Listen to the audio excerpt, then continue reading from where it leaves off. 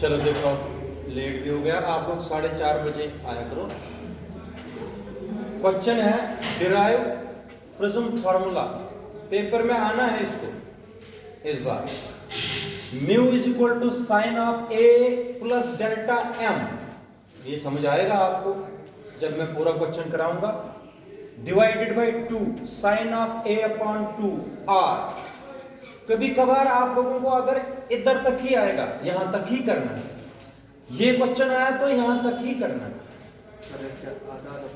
हाँ, आधा आधे पार्ट में आया, मैं सारे निकाल के देता हूं, फिर तुम लोगों को पेपर में जो पार्ट भी इसमें आएगा, अगर ये आया तो तीनों पार्ट आएंगे इसमें, अगर ये आया तो यहां तक ही करना है, अगर ये आया तो यहां तक ही करना है, लेकिन अगर ये आया, ये दोनों उसमें ऑटोमेटिकली आएगा। चलो देखो, इसको बोलते हैं प्रिज्म फार्मूला। चलो करो कॉपी बंद और देखो, पहले पूरा समझाऊंगा। क्वेश्चन लिखा सबने? मिटाऊं फिर?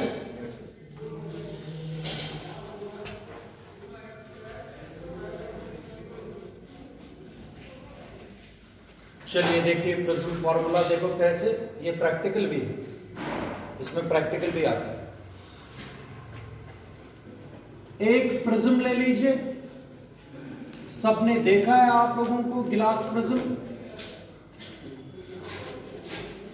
इस प्रिज्म को मैं ए, बी और सी नाम दूंगा, बस अब शोर नहीं करो, बड़ा क्वेश्चन है।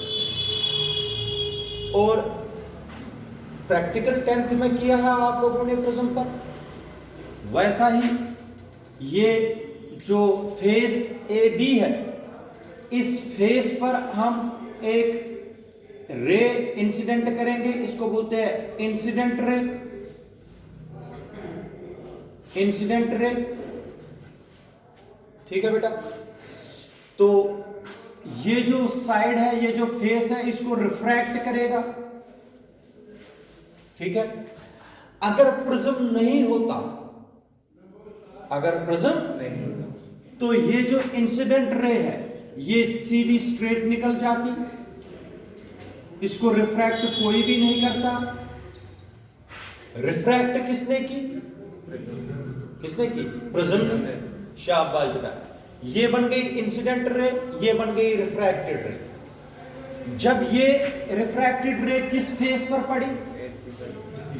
AC पर, फिर से रिफ्रैक्ट करेगी, फिर से रिफ्रैक्ट होगी, एंड दिस रे इज कॉल्ड इमर्जेंट रे। क्या बोलेंगे बेटा इसको? इमर्जेंट रे। इमर्जेंट रे, ये बन गई इमर्जेंट रे। आप देख लीजिए, अगर मैं यहां पर एक नॉर्मल ड्रा करूंगा, ऐसे इस फेस को नॉर्मल ड्रा किया, इसको बोलेंगे N1O। यहां से भी नॉर्मल ड्रा करना है, फेस AC को नॉर्मल ड्रा कर दीजिए। जहां पर इन्होंने मीट किया वो मैंने O रखा, ठीक है। ये P, ये Q पॉइंट है,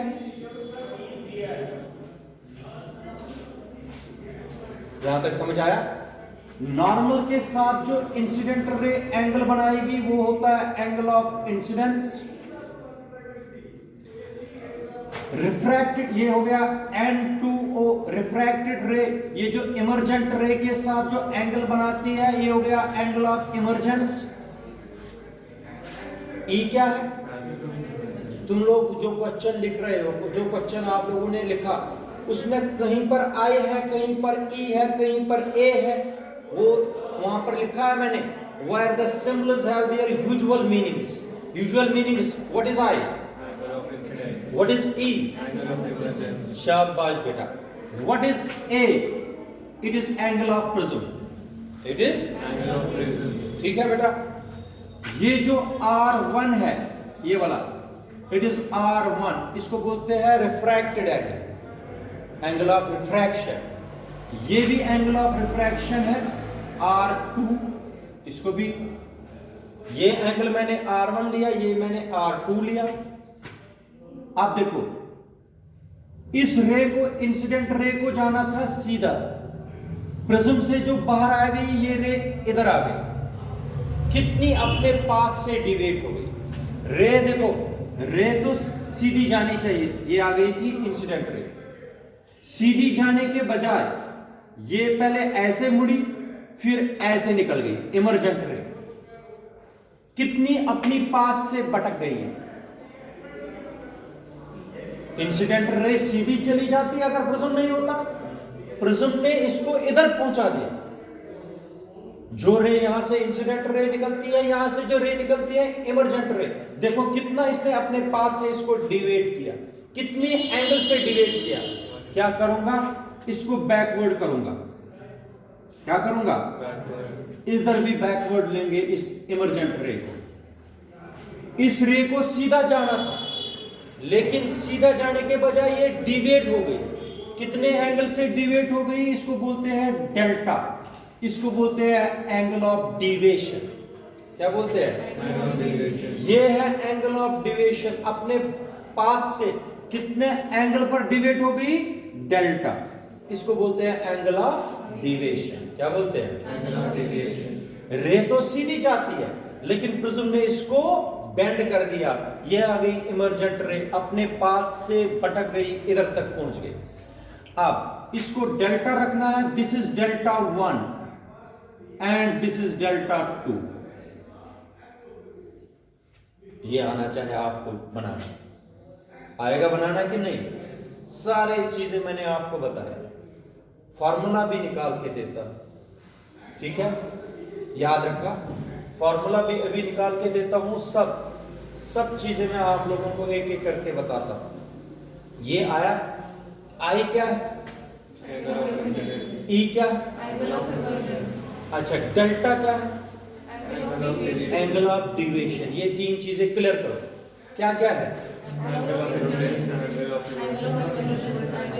ये कौन सी रे हुई, ओ, अच्छा ये कौन सी रे हुई, इमरजेंट रे। शाबाश बेटा, जरा आप लोग देख लीजिए, पहला पार्ट मैं A part, B part, C part बनाऊंगा, तब जाके आप लोगों को आसानी होगी। ए पार्ट निकालनी तो डेरिवेशन ऑफ प्रिज्म फार्मूला है, अब दो और निकालने हैं ना, प्रिज्म के लिए दो और चीजें निकालनी, एक एक करके मैं निकाल के देता हूं। जरा आप लोग इसको ए बी पी क्यू, इसको रखेंगे टी, पी क्यू टी। जरा आप लोग सब देखो, in triangle P Q T मिल रहा है ट्रायंगल सबको, है राहुल, एक्सटीरियर एंगल इसमें कौन है, पी क्यू टी में,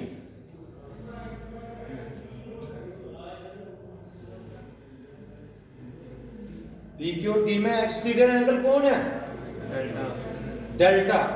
बेवकूफो, ये है ऐसे, ये है T, ये है P, ये है Q, ये डेल्टा 1, ये डेल्टा 2, ये डेल्टा।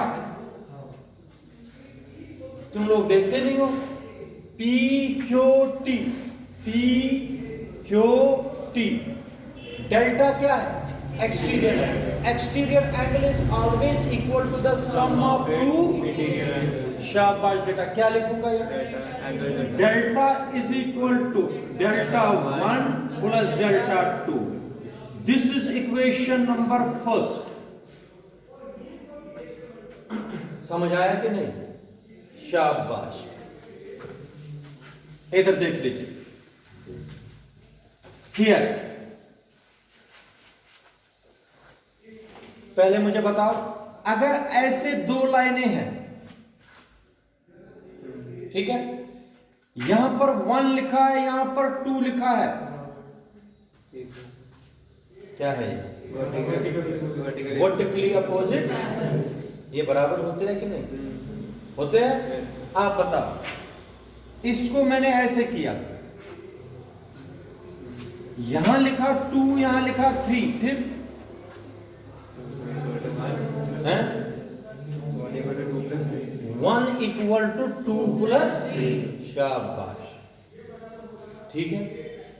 इधर बताओ I किसके बराबर आएगा फिर? डेल्टा 1 प्लस आएगा कि नहीं? तो आएगा। Here I is equal to delta 1 plus R1। क्यों? Vertically opposite angles. शाबाश बेटा, दिस इज इक्वेशन नंबर 2। बिल्कुल ठीक, चलते जाओ। अब इस साइड देखो, अब इस साइड देखो। अच्छा मुझे बताओ, ये फॉर फेस ए बी, इससे तुम लोगों को जल्दी पता चलेगा। फॉर फेस बी सी ए सी बोलो, ई बार है। शाबाश, ई इज इक्वल टू नहीं डेल्टा 2 प्लस R2। ये भी क्या है? Vertically opposite angle. शाबाश बेटा, वर्टिकली अपोजिट एंगल जब है, दिस इज इक्वेशन नंबर।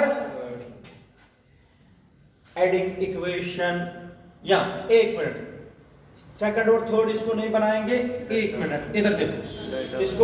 इसको मैं यहां पर ऐसे करूंगा। This simplifies that delta 1 is equal to, मुझे इसमें सब्स्टिट्यूट करने हैं। Delta 1 is equal to delta 1 is equal to I minus, this is equation number 2। शाबाश, this implies that delta 2 is equal to E minus R2। This is equation number 3। किस किस का value मैंने निकाला? डेल्टा 1 और substituting second and third in, substituting second and third in first. बताओ क्या आएगा? डेल्टा इज इक्वल टू, शाबाश, I minus R1 plus E minus R2।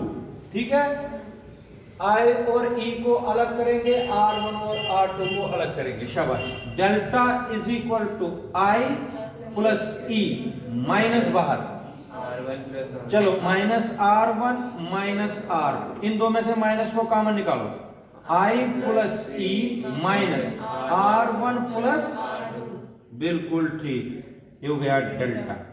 This is equation number 4। समझ आया कि नहीं राहुल? समझ आया? अगर नहीं कहीं पर भी डाउट, ये सिंपल ज्योमेट्री, जैसे तुम लोग ज्योमेट्री में थ्योरम्स करते हो, बाकी चीजें ये उसी पर बेस है, ये सारा कुछ। अब इधर सुनिए, ये हो गया इक्वेशन नंबर 4। यहां से मैं यहां पर आऊंगा इक्वेशन 4 के बाद। इन क्वाड्रिलेटरल QAD में लिखूंगा APOQ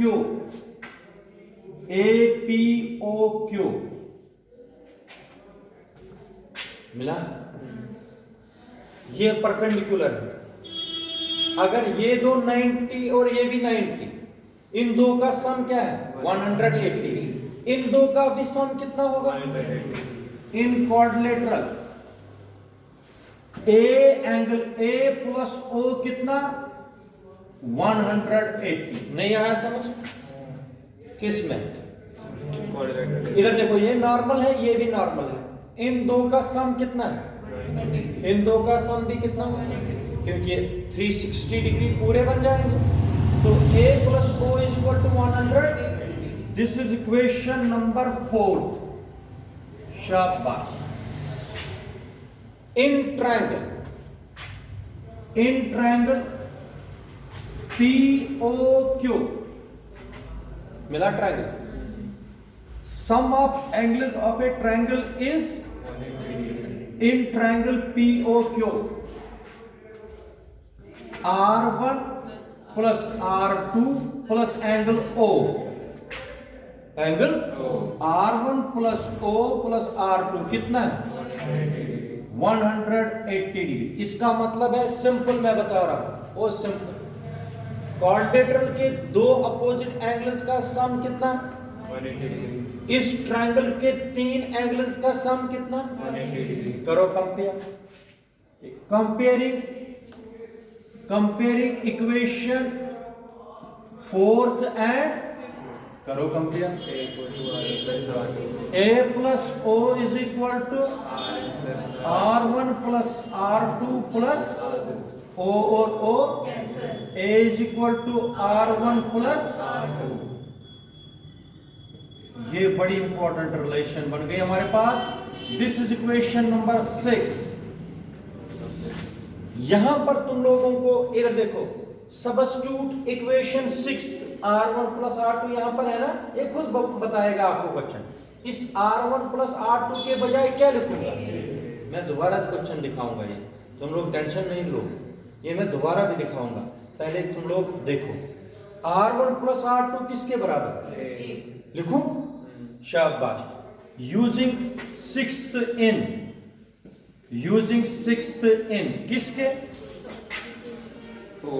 यूजिंग सिक्स्थ इन 4, कहां, अच्छा यहां पर लिखेंगे फिफ्थ, फिर ये sixth, comparing fifth and sixth, शाबाश। ये कौन सा हुआ, यूजिंग सेवंथ इन, शाबाश। यूजिंग सिक्स्थ इन फोर्थ क्या आएगा, आते नहीं, शाबाश। डेल्टा इज इक्वल टू, ये श्रेया मैंने बताया, आई स्वेयर जब पेपर होगा ये आएगा, फिर बोलोगे ये बोला था सर ने, क्योंकि लेंस मेकर फॉर्मूला आप कश्मीर डिवीजन में आ गए, मुझे पता था वही आएगी आप लोगों को, वो अब उधर बताया ही उन्होंने। लेकिन अब आप लोगों को ये क्वेश्चन और दो क्वेश्चन है, एक है कंपाउंड माइक्रोस्कोप और एस्ट्रोनॉमिकल टेलीस्कोप, इन तीन में से आपको जरूर एक क्वेश्चन आएगा, मेरी बात याद रखना। तीन ही क्वेश्चन ऑप्टिक्स में जो करेगा 5 नंबर आएंगे उसको 100%, इन तीन क्वेश्चन। मानोगे नहीं तो वो आपकी मर्जी है। यूजिंग सेवंथ इन, शाबाश बेटा, क्या आएगा, delta is equal to I plus E minus, ठीक है, ठीक है, शाबाश। ए को इधर लाओ, delta plus A is equal to I plus E,